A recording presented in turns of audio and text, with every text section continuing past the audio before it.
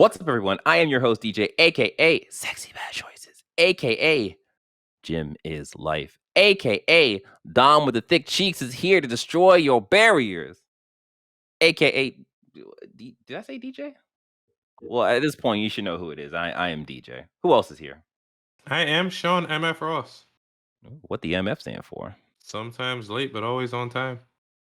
Oh, I think there's M and F in that sentence. Yeah, that totally passes. Last up.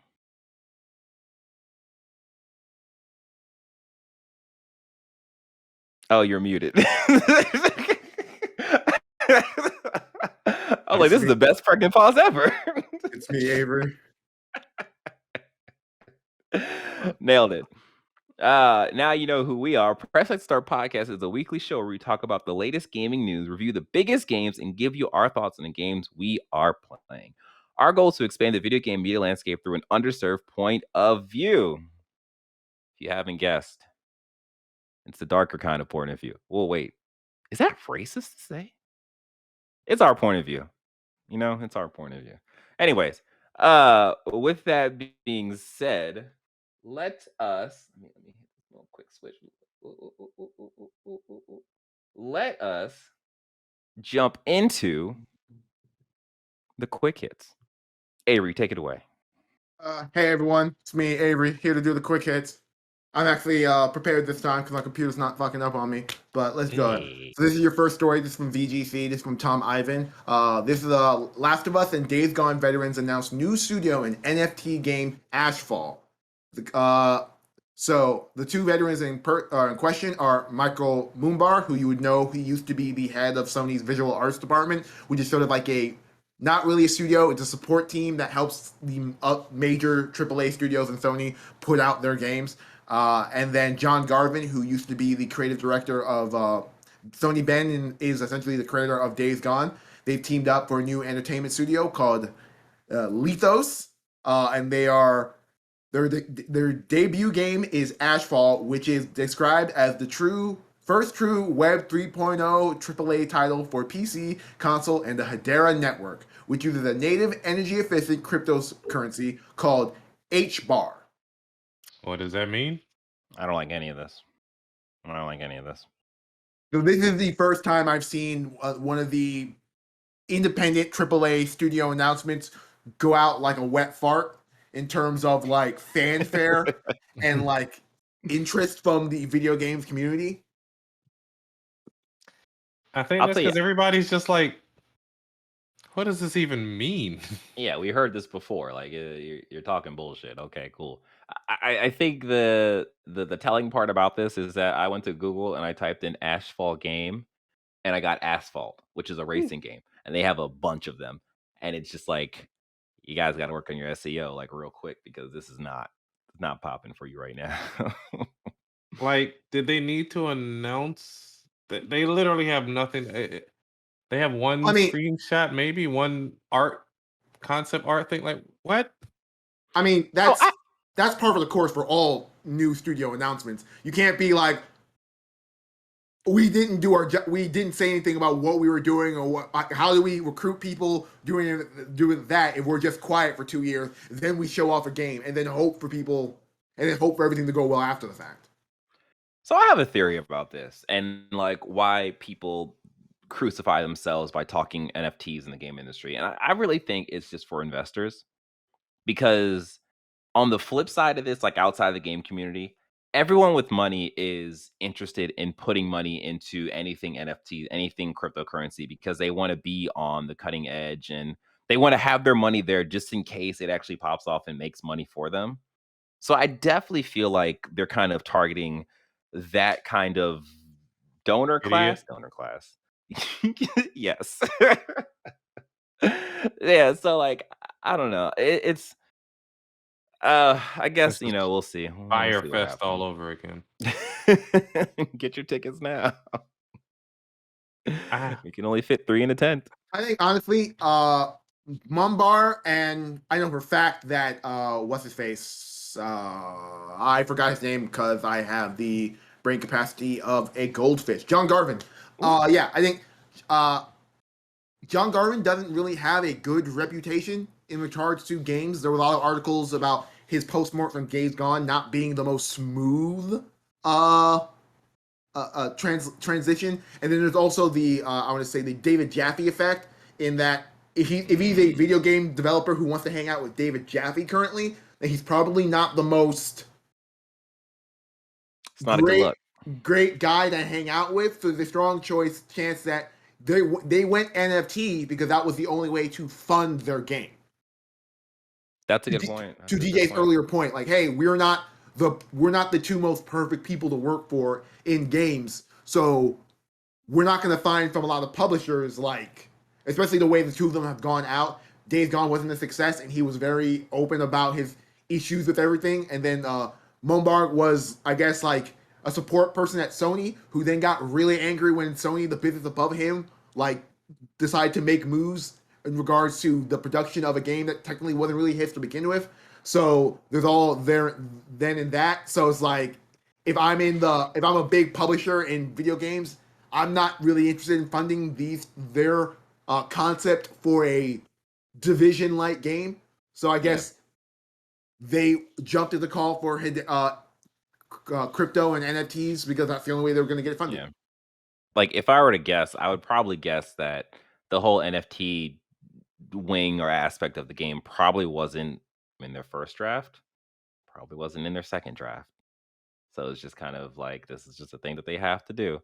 But I'm just looking at the description, and it's just, it'll have players fighting to survive a world scarred by global warming, whoop-de-whoop-de-whoop, beginning as a connected single-player adventure that will evolve into a multiplayer PvP and PvE cinematic transmedia world. What?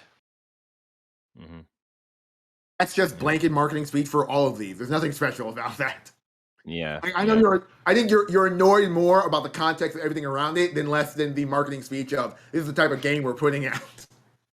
It kind of sounds like Division, I guess. It sounds a lot like Division. It sounds a lot like the Division. Except that one gun, that one random roll gun I have will be attached to a cryptocurrency, so it'll be totally unique, but at the exact same stats as 15 other guns. Oh, this is my gun. This is my gun, and no one else has my gun. So you have an M16. There's like 5 M16s over there. Like, what are you doing? I don't know, man. Whatever. Next. Yeah. Okay, this story is relatively big. It doesn't really have much to do with games, but it has a little aftershock and ripples for games. So I'm pulling from Kotaku. This is from Ethan Gash. I'm going a lot on my own personal memory of the events that transpired.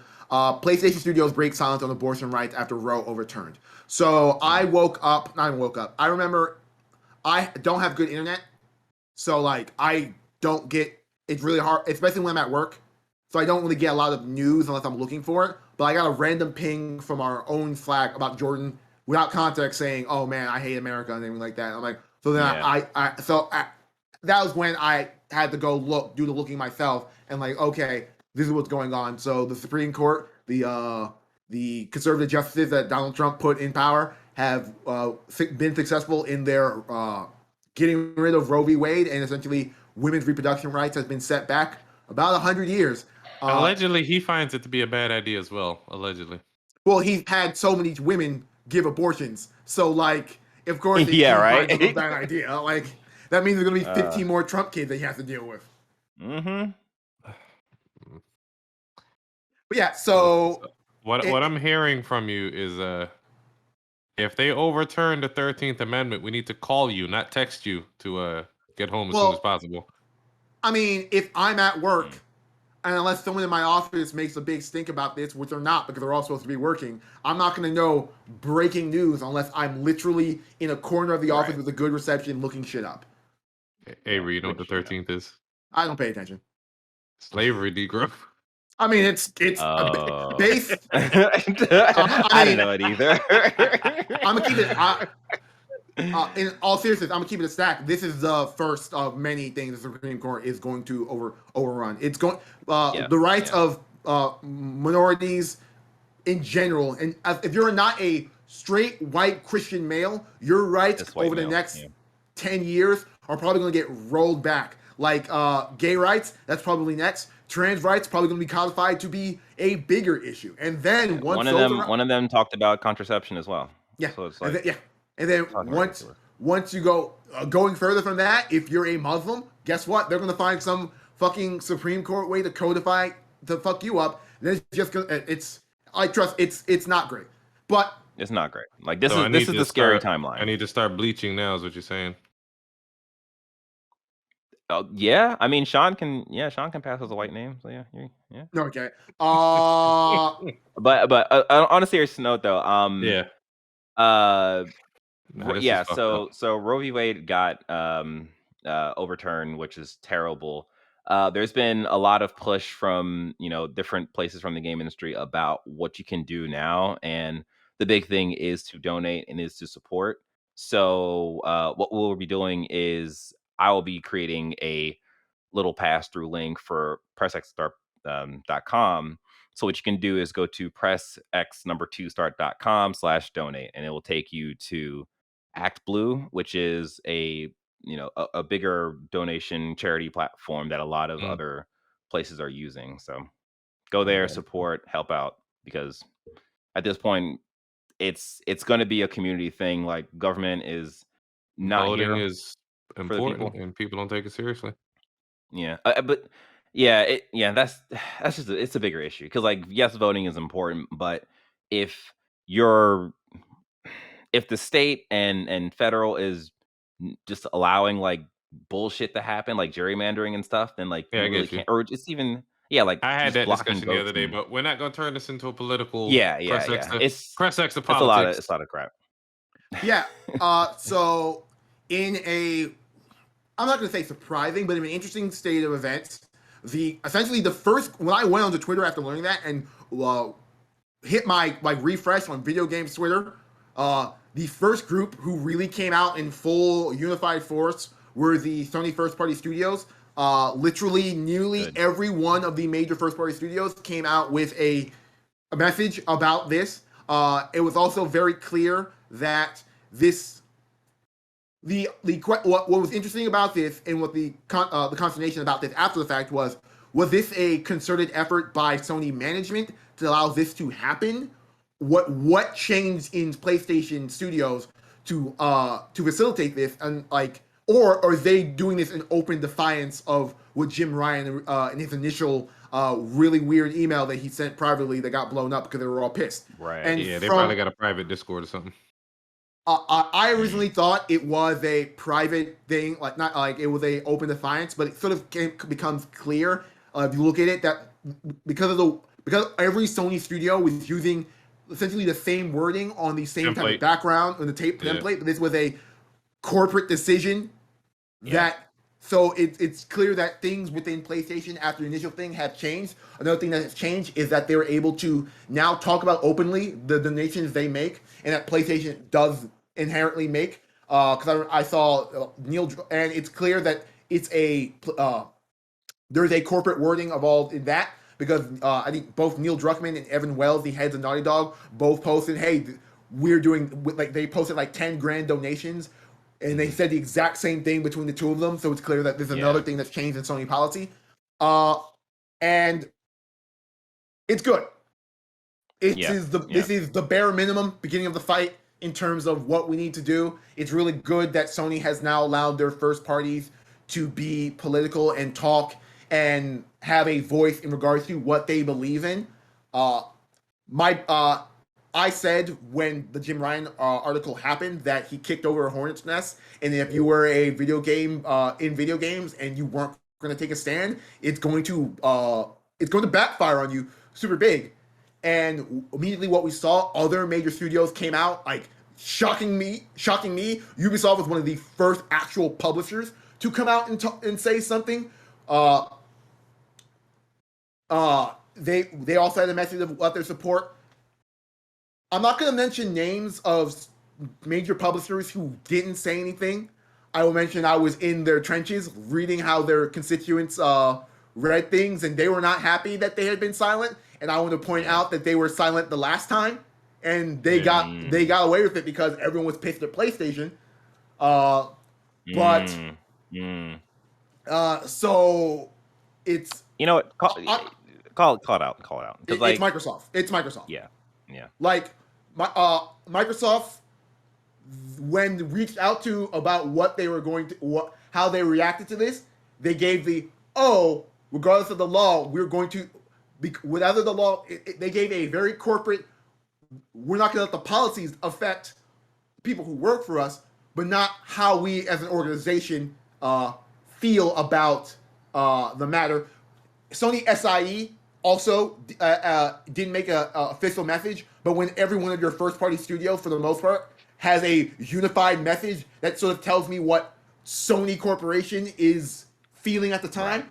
It's not a message from Sony, and frankly, I would prefer them to have their own unified message, but it's actually something. While I'm giving shade to Microsoft, both Bethesda and Double Fine have come out and said something, but the rest of Microsoft proper haven't really said anything in that matter. Nintendo is also quiet, but I never expected Nintendo is always going to be quiet. Yeah. I never expected Nintendo to say anything, but it's one of those things where they're also quiet in this regards.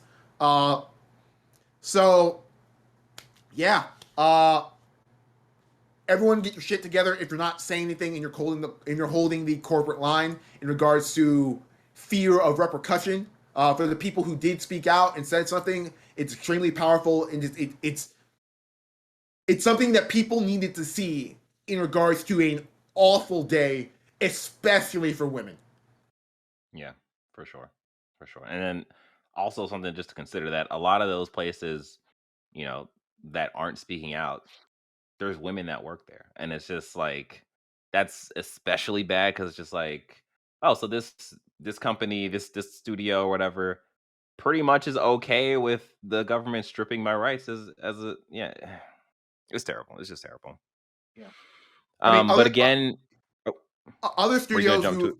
No, I was going to talk about other studios. Other studios who did speak out and gave message, especially those who gave messages like, here's a bunch of charities that we're also going to be working with. Intersoft, so the team behind Among Us, ArenaNet, which, Niantic, Airship Syndicate, who I think is a really cool small indie studio who makes a really cool old school RPGs. The Heart Machine, which I can't remember what they're making. But it's not the Atomic Heart, is it? No, it's the Atomic Light. It's Hyperlight. It's Hyperlight Drifter and the Solar Ash teams. That's right. You're right. And That's No Moon, who is in name it's a Sony studio because it's fucking made by people who left Sony to make a studio. And then Team Meat, the Super Meat Boy teams. For the most part, everyone else has been relatively silent. A lot of studios have just, when asked, have just parroted that, we're providing healthcare for people who are going to be involved. But that's not throwing support. That's just we're doing the. Yeah. We're supporting our employees, but we're not being vocal about it. In a way. But yeah. Again, we're gonna put a link up. It's pressx2start.com/donate, and that'll take you to the Act Blue website. So. Yeah. Hey there. Are you enjoying this episode? You are? Great. If you're listening to the podcast, then please leave a review on the podcast app that you're using. If you're watching us, then please hit that like button, subscribe to the channel, and hit the notification bell. After that, you can go to pressx2start.com. There you'll find all the information about us, the podcast, the links to all of our social media channels, and to our Discord. Thank you so much. We appreciate your support. Now back to the podcast. And we are on our journey, not to the west, but to 100 subscribers on YouTube. So with your index finger, you can help us get to 100. Yeah. So, or thumb. Yeah. Hey, you know what? Whatever you are using to click on that subscribe button and hit that like button, and then definitely click on that notification bell because we need it. Thank you. All right. Avery, jump it. Let's go. Let's do this. Our next story that's still going to be on a downward Debbie drought is this is from Kotaku. This is from Jeremy Winslow. Bobby Kotick is staying on Activision's Blizzard's board. Ew. This comes from shareholders said they're carefully considering a proposed harassment report. Long story short, after they cleared themselves of all sexual harassment, Kotick, all attempts to from dissidents within the board to oust Kotick have not changed. So he's going to still remain on the board, which means he's still going to get a golden parachute when the Microsoft deal goes through. And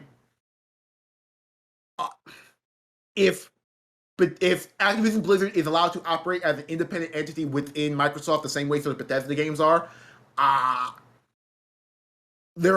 see four paths for us going forward. I see the path that's not going to happen. Phil Spencer makes a big stand, and Xbox makes a big stand about ousting him and make sure everyone knows that we've ousted him. They make the quiet ousting of him, and they give the thoughts and prayers. Oh, we thank you for your time and service for making Activision Blizzard great, which is true. He is responsible for a lot of their success and a lot of their and their their unsuccessfulness. But he's still a product, so we're going to give him that. There's the we don't do anything. He's still allowed to be on the board, and we just kind of move on because as far as I'm doom and glooming.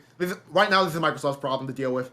He's still going to be on the board. He's still going to be making money. If you're actively supporting Activision Blizzard games going forward, in a monetary reward, you are still rewarding Bobby Kotick and the era of fucked upness that he brought to Activision Blizzard. Yeah.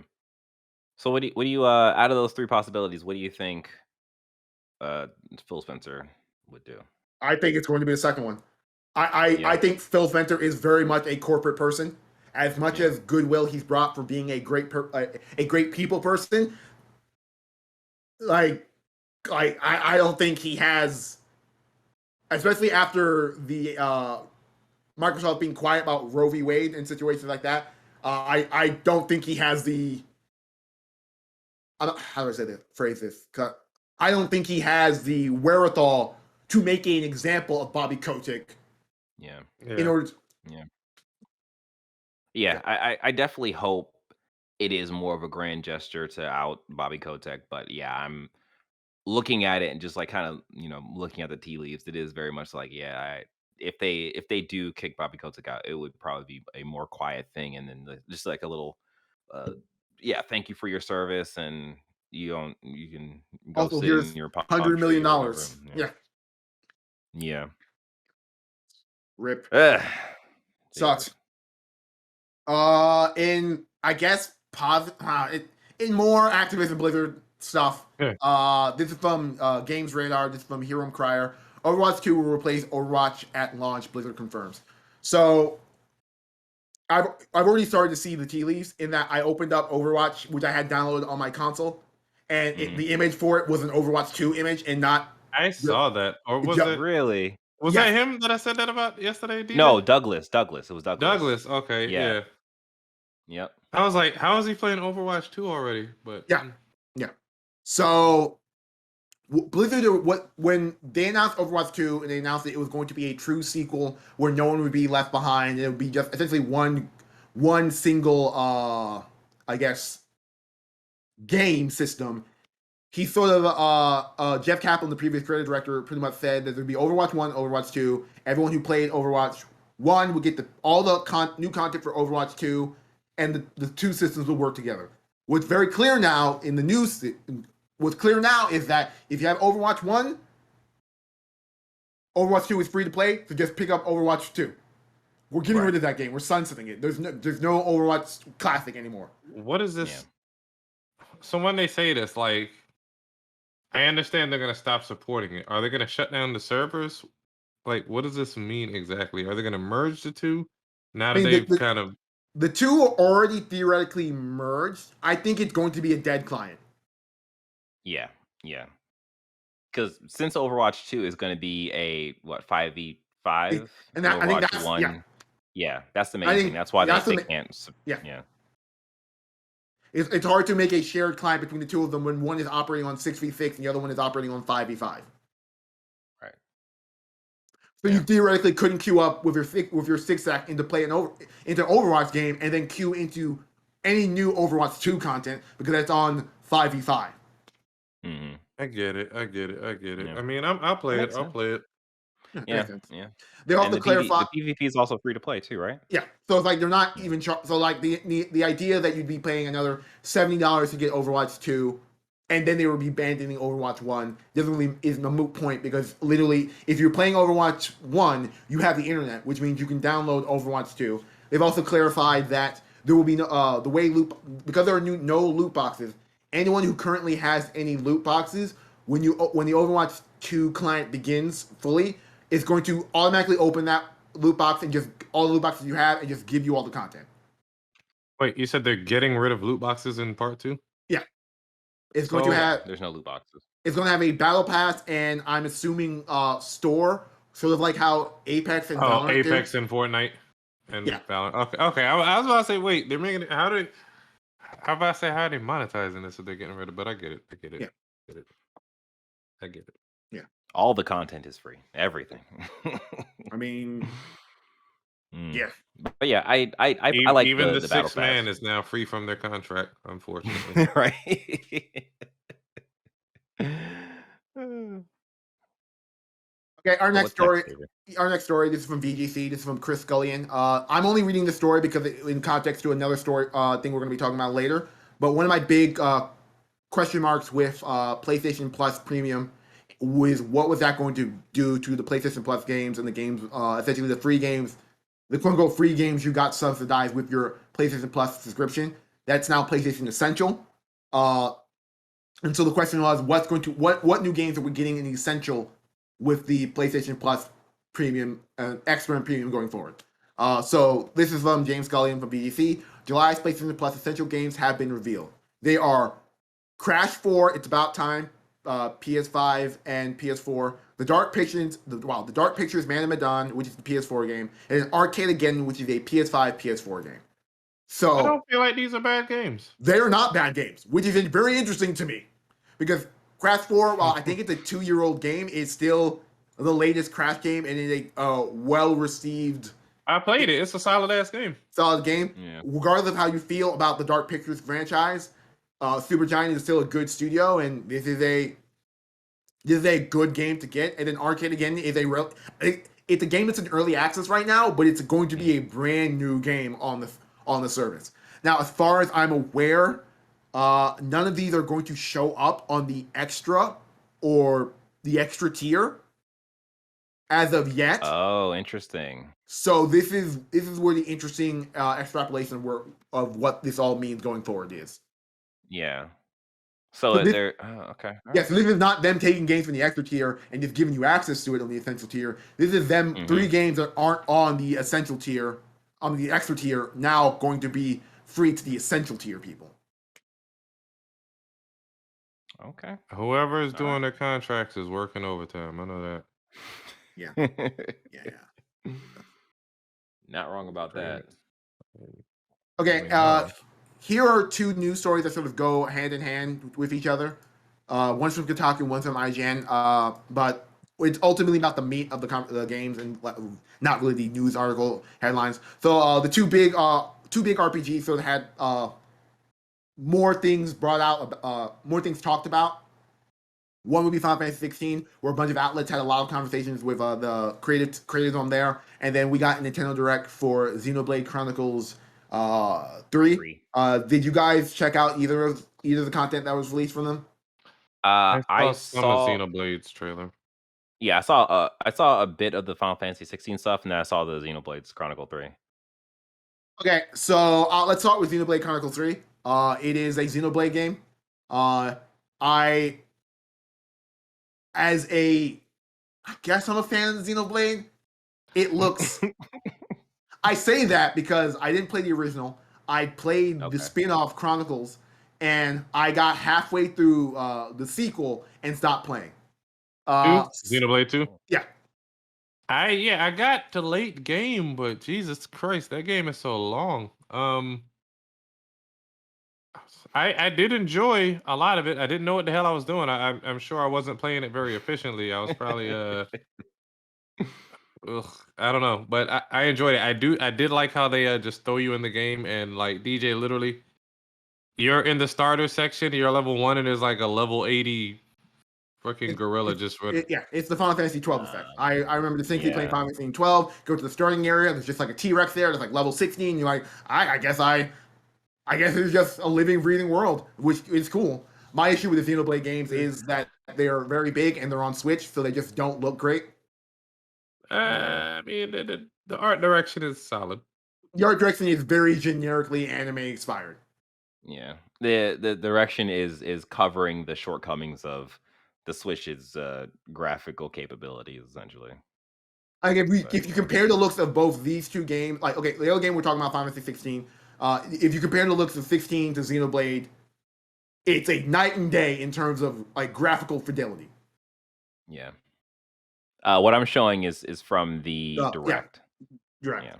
So ultimately, they just talked about the new thing that you can do in this game is they sort of substituted Blade from Xenoblade Chronicles 2 with heroes. Where the interesting thing about this is you're getting a six-person party that doesn't change, except that they all are able to switch jobs and fill different roles depending on how you feel. So that's interesting, cool. So they turned it into Final Fantasy. Yeah. Mm-hmm. How fitting. And then they're replacing Blades with heroes, which are your seventh party member. And the game looks cool. I in terms of like what I remember about Xenoblade, it looks cool, it looks fun. I'm probably not going to play it because I don't have time and energy to play a Xenoblade game. It takes a lot. And like that huge, and I don't find the combat system that fun. Like it takes the like Final Fantasy 12 MMO fighting style, like in like faux MOBA fighting style, and just I just don't find it compelling. Really, it's just a lot of me like just hitting this button on cooldown, hitting this button on cooldown, hitting this button on cooldown. I thought of it that way. Yeah. Yeah. Man. Yeah, it looks cool. The more interesting of the two is the Final Fantasy 16 stuff, which they've talked about is it's not an open world game. It is an open corridor game, so you're getting specific zones and areas of the game, which I think is cool.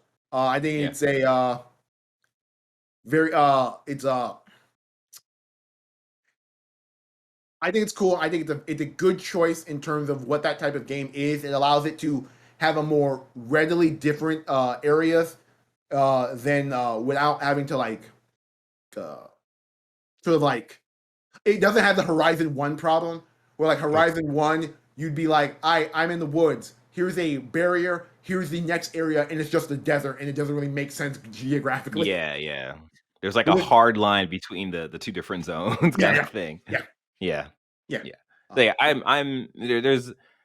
There's nothing wrong with this being an open zone area versus open world. It's a thing where I don't even think he really needs to say anything, but it's good to set that in the context expectation. of Final Fantasy 15. 14. Oh yeah, in context of 15. Yeah, you're right. Yeah. Mm. Yeah. Yeah, go ahead. No, you gotta be there. Finish your thought. Okay. Yeah, I'm just letting the B-roll play for a little bit, but I am super excited for this game.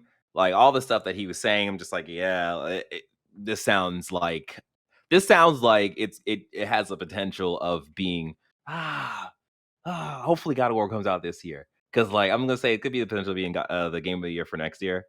Because like one of the things that he noted was that the way that they want to do the summon battles and such. That everything is going to be a bespoke, like different. I'm thinking Ashura's Wrath level of combat encounter, and not just like that is on PlayStation Plus Premium. But go ahead. Oh, cool.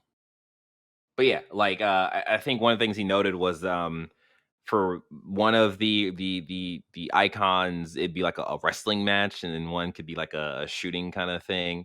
Like I absolutely love when you're playing a game and it's like, all right, try this different kind of gameplay, and it's like, okay, cool, let's do this, and if it works, even better. So yeah, I'm totally down for it. I'm excited. Like everything he said, I was like, yes. Yeah.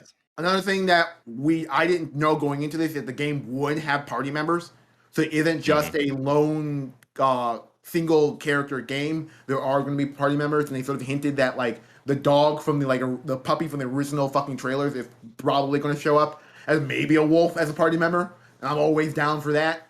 Are there any Final Fantasies where you were just a solo member? No, every mainline Final Fantasy game has had a party system. Oh, yeah. Okay. Yeah. And then another. Oh, go ahead. No, your thought. I was going to talk about the age thing. I'm not sure if you were about to jump to that. Okay, the age thing is that the game takes place over 3 periods of the main character's life: when he's a teen, when he's an adult, and when he's sort of like a middle-aged sort of person, which is interesting. Mm-hmm. And the sort of clarify the conflict is that he's hunting for well, they haven't clarified what happened, but they sort of clarify what we've extrapolated from trailers, that he's hunting for the he's hunting Ifrit, essentially. The Ifrit has begot some tragedy in his life, and he's hunting him throughout his entire life for revenge. Oh, interesting. And this is the first time I'm hearing about the age thing. I wish I didn't know about that. I mean, it was kind of clear in the trailers when they showed him. Hey, Sean. I tuned the fuck out. Hey, Sean. Huh? Forget. Just forget. None of this ever happened. This podcast, you have no idea. Like, this didn't even happen. For all you know, you were still playing Gundam Evolution last night. My favorite bit of tidbit that they talked about is that they're going to have a full UK cast because they don't. They don't want people to be like, it's a medieval fantasy, but why is everyone talking American? I will give you a full UK cast, which I'm happy about. That's actually like really smart. Like,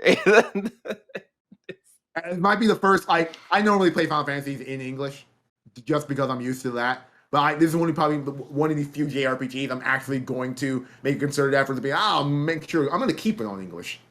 Yeah. None of these things normally bother me in games. I don't see how this takes people out. The Horizon thing that y'all mentioned, the fucking voice actor. I'm just here for a good time. Yeah. Like voice acting. Generally, I don't have a problem with it unless it's really bad. Like if I'm noticing it, then it's just like, oh, this is, you guys have made a mistake somewhere. For me, it's all wrapped up in the game story. Like if that, like the Horizon thing annoys me because it doesn't make sense within the context of the game story. For someone to sound like they're from the Bronx when everyone else around them in their hometown sounds like sort of the same. Why does this one person have a Bronx accent? That's so weird. It's sort of one of my issues. Here's a spoiler for fucking Obi-Wan. Like the first episode, Reva started talking. One of the villains, Reva, started talking, and I'm like, she sounds like someone who lives in like a contemporary urban environment, and not someone who sounds like she's supposed to be in Star Wars. That took me out completely. I mean, maybe that accent survived through the eons. Star Wars is in our past. None of it happens in the future. No, it's a long, far away and a long time ago. It's like the. Well, then, Negro, maybe they settle in the Bronx. Then maybe they have a lineage that fucking. You know damn well how the Bronx was set up. Turns out the Bronx accent was a lot older than we all thought it was. They were the one true keepers of the ring. Anyway, enough JRPG talk. Both games look cool. I'm super excited for Final Fantasy, and I'm hoping Xenoblade is what the Xenoblade fans want. Our next story is in line with those, but I wanted to give it its own separate birth. This is from Ethan Goss from Kotaku. From Software's next game almost done, staffing up for several new projects. So Miyazaki came out and talked about in a sort of Elden Ring I've lost my track. After Elden Ring, he talked about From Software, the development, and where they're going and where they came from. We got a couple of tidbits that their next game is almost done, which makes sense for the way From Software makes games. They pretty much release games every year or every other year. So I didn't realize that. It doesn't surprise me that they have they released Bloodborne and then the next year released Dark Souls 3. Okay. Wow. So they have a relatively fast pipeline. But I mean, that's because they got him with whips to their backs, apparently, as we've heard after Elden Ring came out, You know so to what? speak. There's Kind of, yeah. they're staffing up for the project that's going to be coming out after their next project.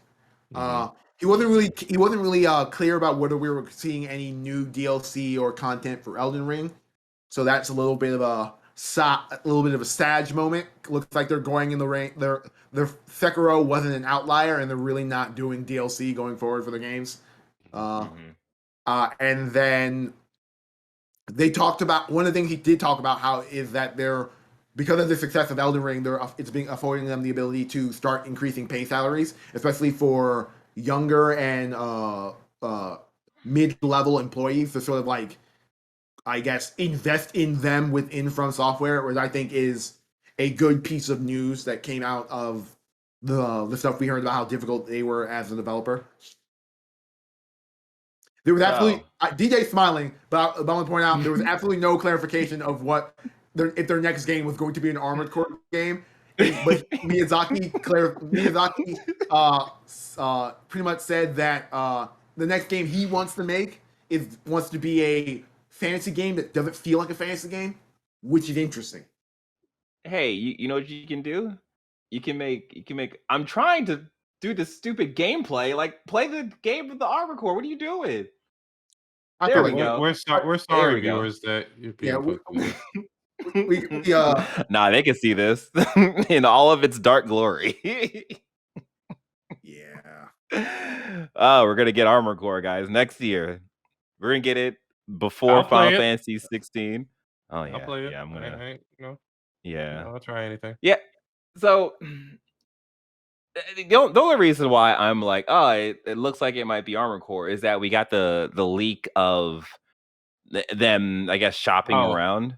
yeah, that And- survey or whatever. yeah, and it kind of feels like, well, for one, from all the stuff that people were saying, I was like, oh, it seems like it might be in further development or whatever. And then if we're supposed to be getting this next year, and then we have this whole thing talking about, oh, the new project is done developing or whatever he's saying, it definitely feels like, okay, they're just kind of saying something like this, but not actually confirming what it is. I think there's a possibility that this year's Game Awards, we might see something like Jeff Keighley might have the hookup with From Software, and we might, or yeah, from software. Yeah, so I don't know. We'll see. But of course, I had to interject with some mecha. So who would I be if I didn't do that? But yeah, we'll see. We'll see. Yeah, and that's pretty much everything for the quick hits.